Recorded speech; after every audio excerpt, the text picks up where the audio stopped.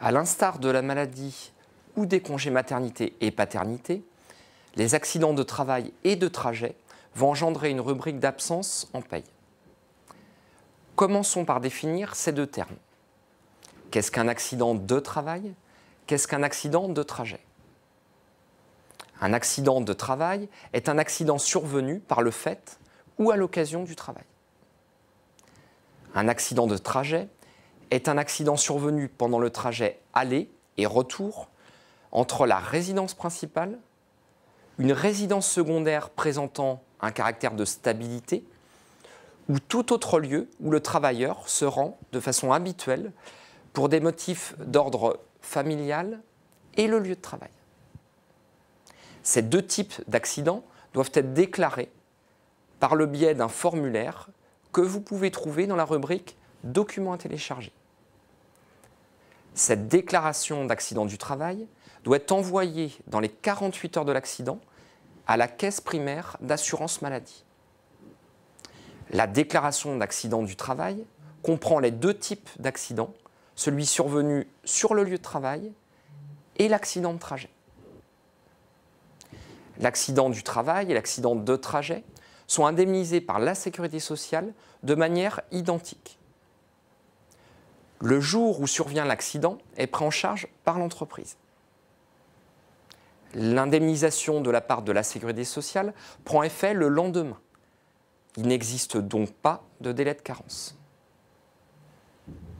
Comme pour tout calcul d'IJSS, il faut remplir une attestation de salaire, à partir de laquelle la Sécurité sociale détermine le salaire de référence.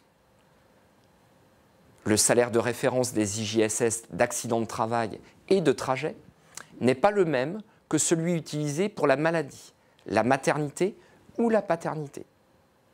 Il est composé du salaire de base du mois précédant l'arrêt et des accessoires de salaire. On entend par là toutes les primes, les indemnités, les avantages en nature. Les rappels de salaire et ou accessoires de salaire versés avec une périodicité différente du salaire de base sont pris en compte proportionnellement à la période pour laquelle ils sont versés. Exemple, si le salarié perçoit un 13e mois, il faudra l'inclure au salaire de référence à hauteur de son montant divisé par 12. Ce salaire de référence est divisé par 30,42, ce qui correspond à la moyenne des jours dans un mois. Puis, il est multiplié par un taux d'indemnisation. Ce taux est de 60% durant les 28 premiers jours d'arrêt, puis de 80% à partir du 29e jour.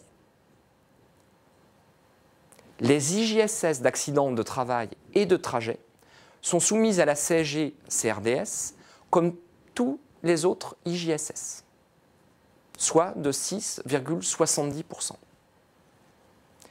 La maladie professionnelle est indemnisée par la Sécurité sociale exactement de la même manière que les accidents du travail et de trajet. Vous êtes désormais en mesure d'expliquer à un salarié la façon dont sera gérée sa paye durant son absence consécutive, soit à un accident de travail, un accident de trajet, une maladie professionnelle. Je vous propose de lire la fiche de synthèse, puis de vous exercer par le biais d'un questionnaire à choix multiples.